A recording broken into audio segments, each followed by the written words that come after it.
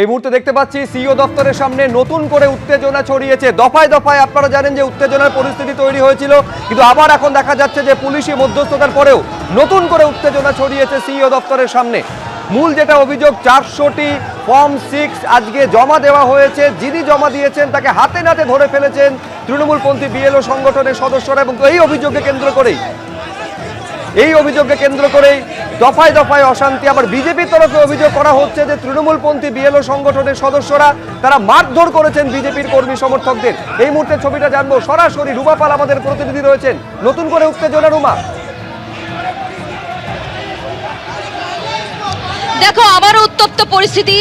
এই মুহূর্তে দেখা যাচ্ছে বেশ কিছু তৃণমূল কর্মী সমর্থকরা তারা চলে আসেন, এবং যেখানে বিজেপি কর্মী সমর্থকরা বসে আছেন সেখানে কিন্তু বলা যেতে পারে একেবারে হাতাহাতি শুরু হয়ে যায়। এখানে তাদের কিন্তু সরিয়ে দেওয়া হচ্ছে। পুলিশ রয়েছে, যদিও আটকানোর চেষ্টা করছে, কিন্তু দেখা যাচ্ছে যে আবারও দেখতে পাচ্ছি যে তৃণমূল কংগ্রেস কর্মী সমর্থকরা একদিকে আসছেন, অন্যদিক দিয়ে আবার আসার চেষ্টা করছেন। পুলিশ তাদের বিরত করার চেষ্টা করছে, কিন্তু বিজেপি কর্মী সমর্থকরা এখানে বসে আছে। সেখানে দেখা যাচ্ছে একেবারে বলা যেতে পারে মারমুখী রয়েছে দুই পক্ষই। এই মুহূর্তে কিন্তু আরো উত্তপ্ত পরিস্থিতি সিইও দপ্তরের সামনে।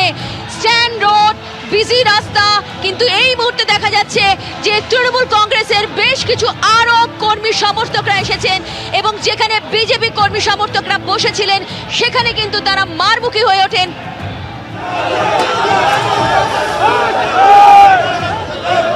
এই মুহূর্তে দেখতে পাচ্ছি যে সেই ছবি কিন্তু তুলে ধরছি। দীপেন্দু রয়েছে, যেখানে তৃণমূল কংগ্রেস কর্মী সমর্থকরা রয়েছেন, এখানে দেখা যাচ্ছে পুলিশ বিরত করার চেষ্টা করছে, কিন্তু তারা একেবারে যেখানে ফুটপাত সেখান থেকে কিন্তু তারা চলে আসার চেষ্টা করছেন। বিজেপি কর্মী সমর্থকরা রয়েছেন, তাদের সাথে একেবারে দুপক্ষের মধ্যে দফায় দফায় একটা সংঘাতের পরিস্থিতি যা নিয়ন্ত্রণে আনার চেষ্টা করছে পুলিশ।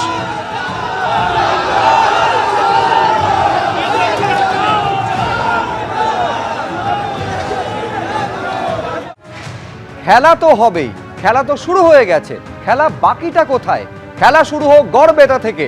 দিল্লি কা লাড্ডু খেলেই পস্তাবেন, গড়বেতার সভা থেকে এইভাবেই আক্রমণ শানালেন মমতা বন্দ্যোপাধ্যায়।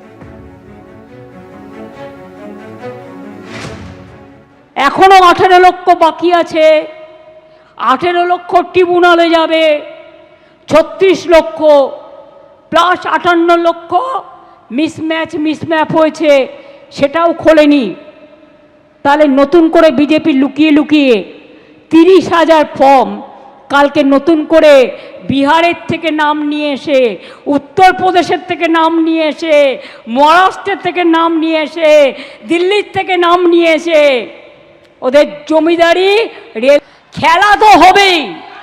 খেলা তো শুরু হয়ে গেছে, খেলা বাকি কোথায়? তাহলে খেলাটা শুরু হোক গড়বেতা থেকে। মানুষের গড় ছলনাধারী, ভোটকাটারি, অত্যাচারী, স্বৈরাচারী, ব্যভিচারী, বাংলা বিরোধী এই বিজেপিকে একটি ভোটও দেবেন না। দিল্লি কা লাড্ডু খেলেই পস্তাবেন।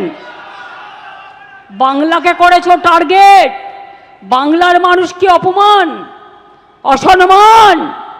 বাংলায় জিতে আমরা দিল্লি দখল করব।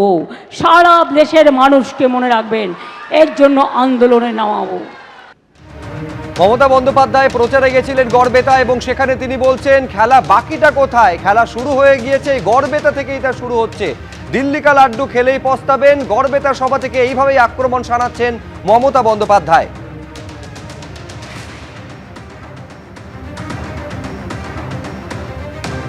এবার আপনাদের সামনে রাখবো, গতকাল অভিষেক বন্দ্যোপাধ্যায় গেছিলেন সিইও দপ্তরে পাল্টা চাপের কৌশল হিসেবে শুভেন্দু অধিকারী। তিনি আজকে গেলেন এবং সিইওর কাছে নালিশ জানিয়ে এলেন।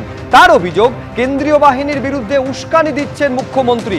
মুখ্যমন্ত্রীর বক্তব্যের ফুটেজ সিইও দপ্তরে জমা দিয়েছি বলে জানাচ্ছেন শুভেন্দু অধিকারী। সরাসরি খুনের হুমকি দিচ্ছেন মমতা বন্দ্যোপাধ্যায়, এই অভিযোগ করেছেন শুভেন্দু অধিকারী। তিনি প্রশ্ন করছেন কেন এর পরেও মমতা বন্দ্যোপাধ্যায়ের বিরুদ্ধে ব্যবস্থা নেওয়া হবে না। কি বলেছেন দেখুন। মমতা ব্যানার্জির বিরুদ্ধে ইলেকশন কমিশনের যে এমসিসির যে নর্মস আছে সেই অনুযায়ী ব্যবস্থা নেওয়া হোক। আমরা দুটো বক্তব্যের ক্লিপ এবং তার ভাষণের পেন ড্রাইভ জমা দিয়েছি। একটা ভাষণে তিনি বলছেন কেন্দ্রীয় আধা সামরিক বাহিনী বা ভোটের কাজে নিযুক্ত নিরাপত্তা বাহিনীদের বিরুদ্ধে তিনি বিশেষ করে নারী শক্তি মহিলাদেরকে লেলিয়ে দেওয়ার কথা বলছেন। বলছেন মা বোনেরা আপনারাই হাতাখুন্তি নিয়ে বেরিয়েছে এদেরকে প্রতিরোধ করুন।